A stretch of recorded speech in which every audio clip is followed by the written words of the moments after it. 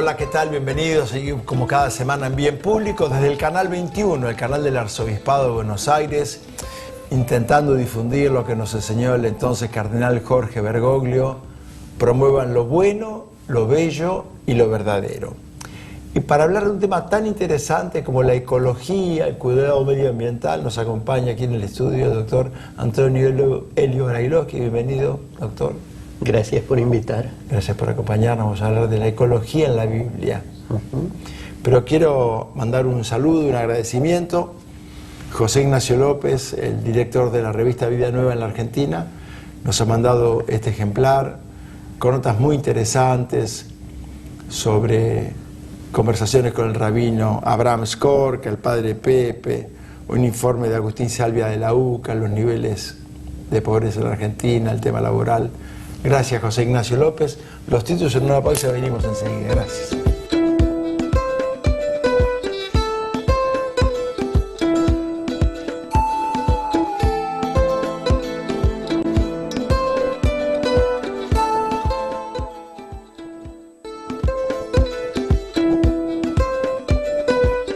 Les voy a presentar al invitado de hoy, al doctor Antonio Elio Brailovsky. Se trata de un licenciado en economía política, pero un escritor prolífero, fecundo. Ha trabajado arduamente, con mucha inspiración, con mucha transpiración, con mucha dedicación en temas vinculados al ambientalismo, la sostenibilidad. Interesantes libros para niños, donde se los educa desde pequeñitos en este arte de cuidar, de respetar la naturaleza. Ante todo, felicitaciones por su ardua tarea. Gracias. Un querido amigo, Gabriel Grifa, un día me obsequió un libro, La ecología en la Biblia. Y a decir verdad, pensamos, los nacidos en el siglo XX, XXI, que la ecología, la sostenibilidad, el cuidado de la biodiversidad es reciente. Pero usted irrumpe con un título que demuestra que esto es antiguo, es antropológico, es de la historia humana. ¿Por qué no nos cuenta qué lo llevó a escribir La ecología en la Biblia? Empiezo con una historia personal. Hace un poco más de 20 años yo estaba en un sanatorio, sentado, al lado mío estaba la cama en la que mi padre estaba muriendo de un cáncer terminal. Eran horas y horas de velar a una persona que estaba permanentemente inconsciente. Y en ese momento, bueno, yo leía y se me ocurrió releer las escrituras. Pero yo estaba trabajando en medio ambiente, de modo que en ese momento vi de qué manera las escrituras permanentemente hablaban del compromiso humano de proteger la creación. Y de qué manera testimoniaban distintos tipos de fenómenos ecológicos, como la desertificación de Babilonia o la caída de los cedros del Líbano, y el mandato de cuidar la tierra, cuidar los bosques, cuidar la fauna.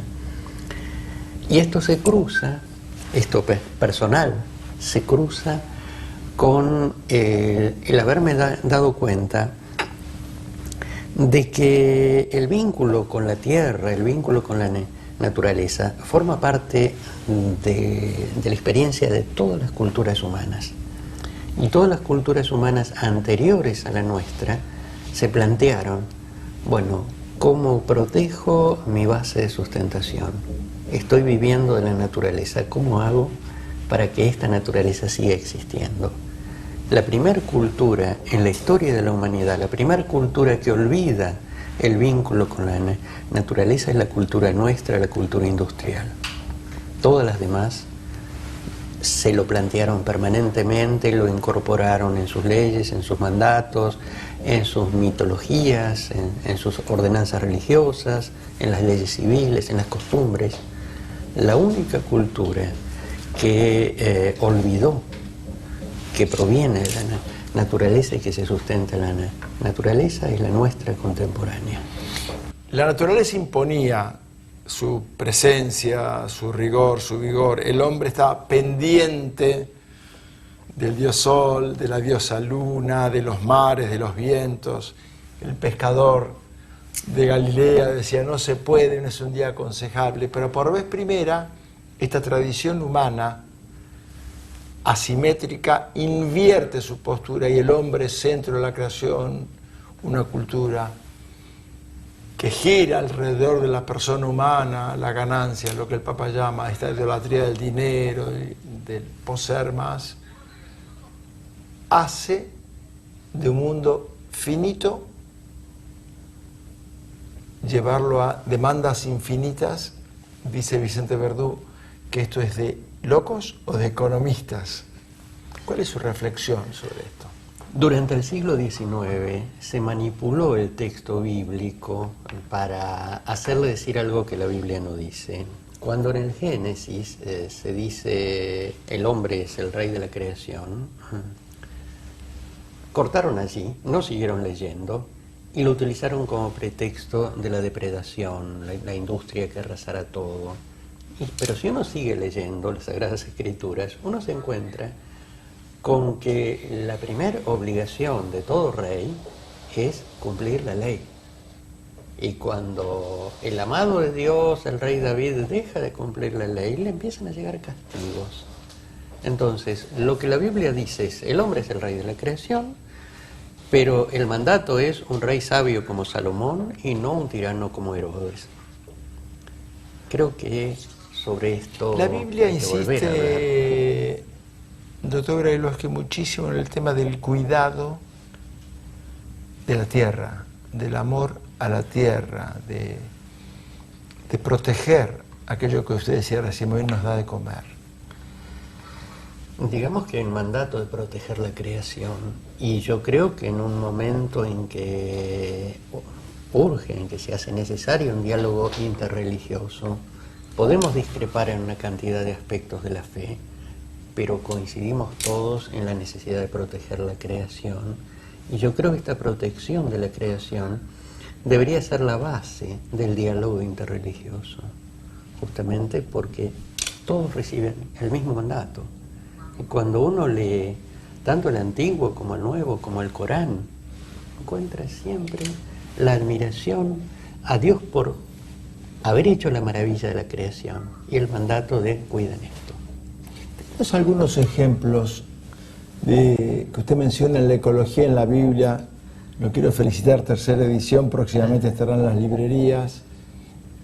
Cuéntenos algunos ejemplos para los televidentes que puedan ilustrar casos virtuosos y los otros. Casos virtuosos, la necesidad de que la tierra descanse, que el animal descanse, que el hombre descanse.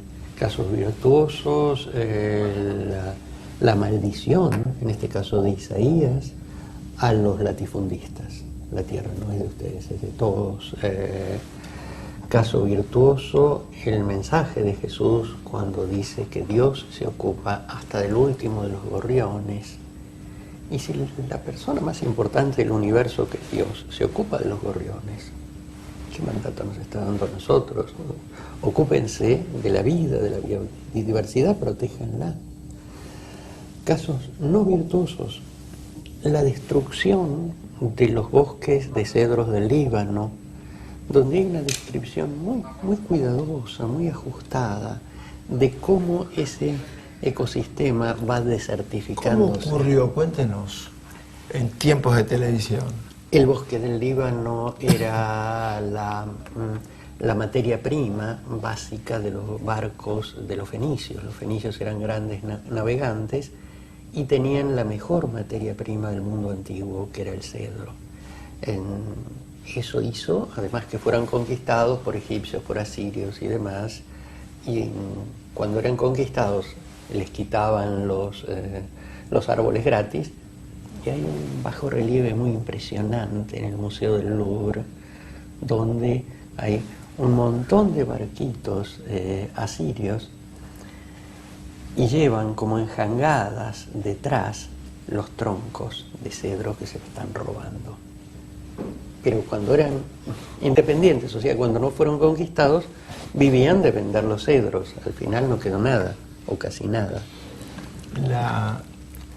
Los salmos con mucha frecuencia remiten a los cedros del Líbano como ejemplares, como virtuosos, como únicos. Y hay un hilo conductor en la admiración a Dios por crear la naturaleza, lo que no es obvio. Hay culturas donde los dioses protegen a los hombres de la naturaleza hostil. En toda la cultura judeo-cristiana se alaba a Dios por crear la maravilla del planeta Tierra. Y aquellos espectadores que quieran encontrar estos pedacitos los encuentran en los Salmos, los encuentran en el final del libro de Job y por supuesto en las parábolas de Jesús.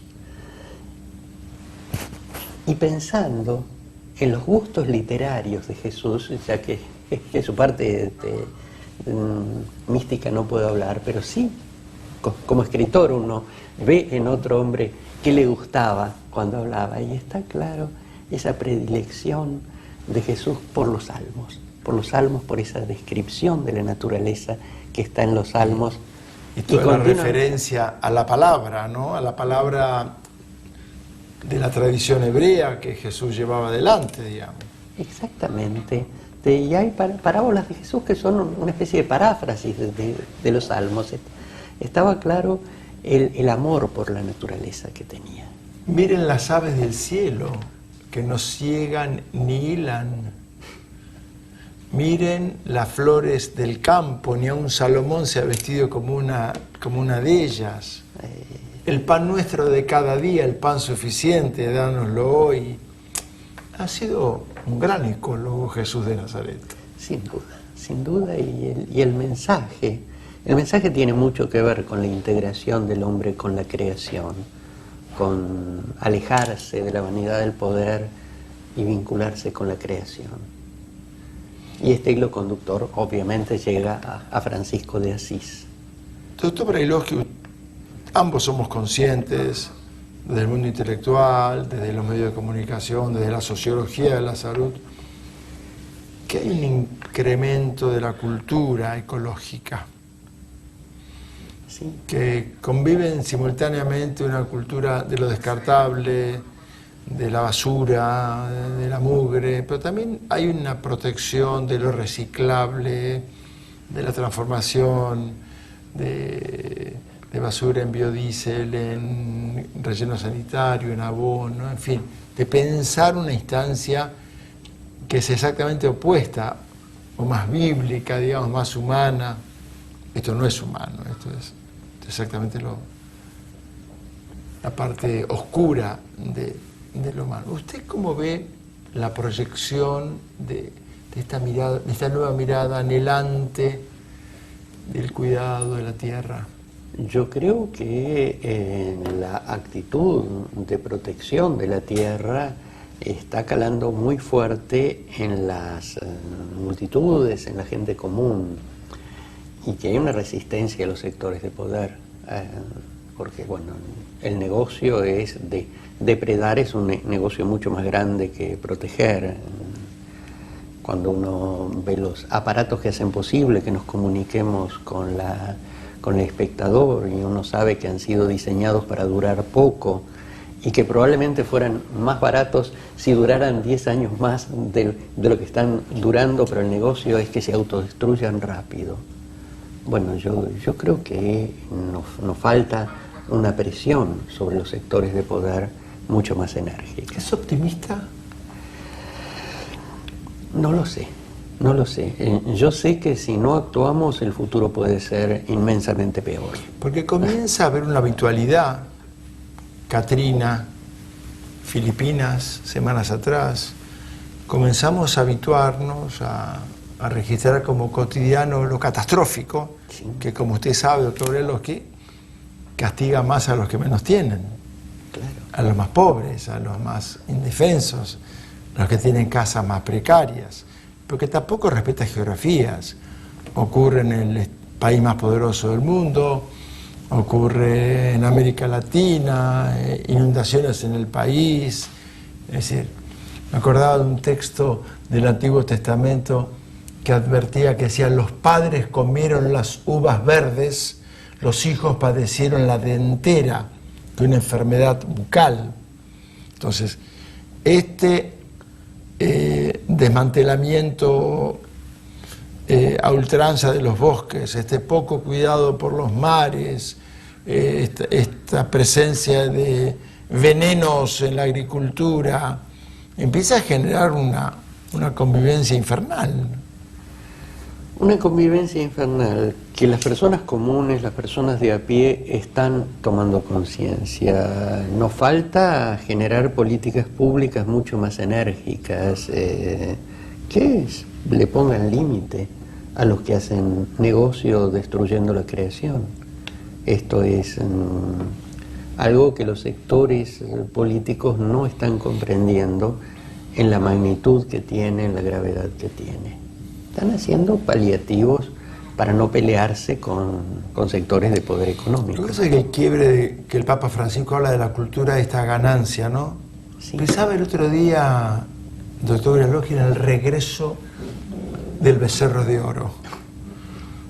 El bueno de Moisés libera al pueblo de la esclavitud de Egipto y se da vuelta un rato y ya habían buscado un sustituto del Dios redentor, salvador de la esclavitud, y había sido sustituido por un becerro de oro.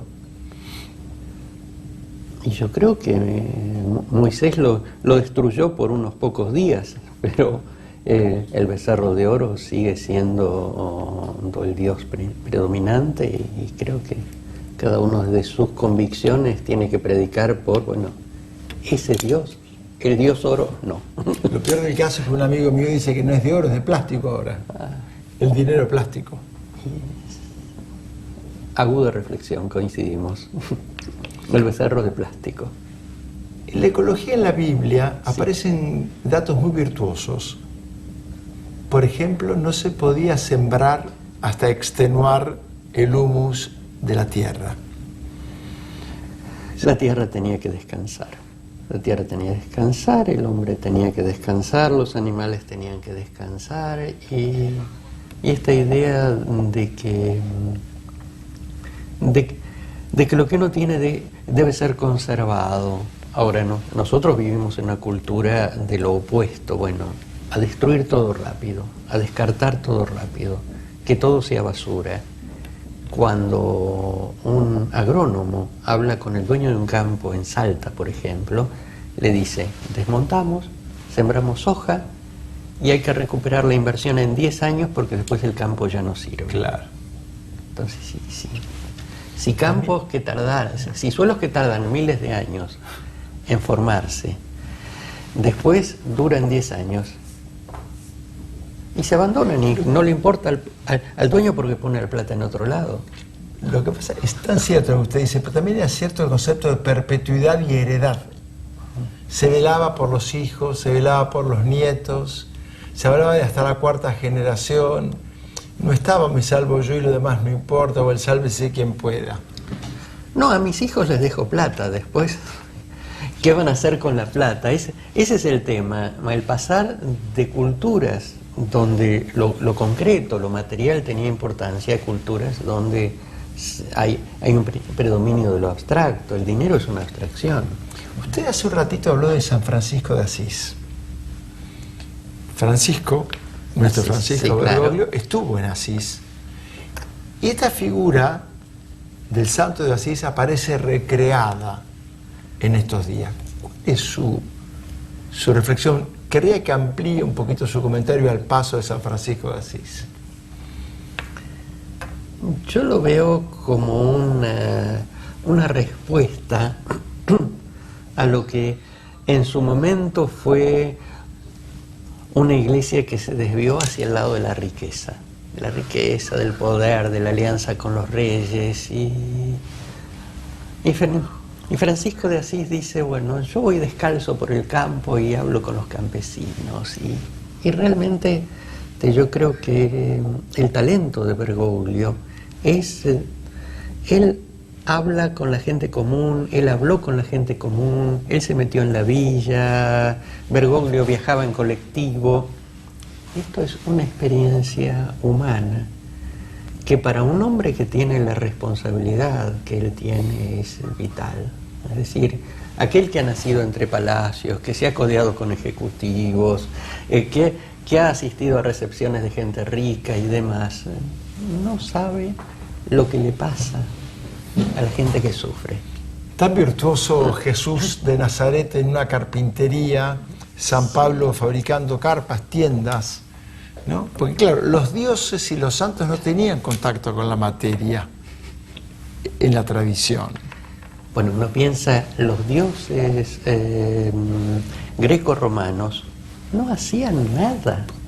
Un montón de tipos inútiles que se dedicaban a maltratar a los seres humanos de puro aburridos. Entonces, si uno contrasta eso con un Dios que trabaja, que crea la creación y que después descansa, hay un cuadro muy interesante de las misiones jesuíticas, que en su momento, en la época colonial, provocó una tensión tremenda, porque Jesús con el martillo trabajando en la carpintería. Claro. Ahora, bueno, el que no trabaje, que tampoco coma. Ahora, para lo que era esto de considerar el de carpintero un oficio bajo y vil que los hidalgos españoles no podían tener y demás, realmente ponerlo a Jesús en la carpintería era casi una provocación. Lo era. Como lo es no trabajar. Ganarás el pan con el sudor de tu frente. Eso es ecológico. Dice el Salmo, feliz es el sueño del trabajador. El trabajo es maravilloso. También es antiecológico el promover el no trabajo. Cuando uno piensa esta canción de Joaquín Sabina sobre Cristina Onassis. ¿Qué dice? Que dice, era una chica tan pobre que solo tenía dinero. ¡Qué maravilla! y es eso, cómo la humanidad, el carácter de humano de cada uno de nosotros se pierde si no hay trabajo. Entonces uno termina siendo tan pobre que solo tiene dinero. Le agradezco, doctor Antonio Elio Brailovsky, su presencia en el Canal 21, pero además como argentino, que haya un hombre tan dedicado, su compromiso como catedrático, como escritor, como difusor de esta tan buena causa de cuidar nuestra amada tierra, amada y sufrida tierra. Le vuelvo a agradecer la invitación. Será hasta pronto y gracias por seguirnos cada semana por YouTube, por Facebook, por Internet, por todas las plataformas de las redes sociales, también en los medios de la Santa Sede. Y me despido aprovechando lo que llamamos con el doctor Brailovsky, con aquello de Jesús de Nazaret, como quieren que sean los hombres con ustedes y en ustedes también con ellos. Muchas gracias.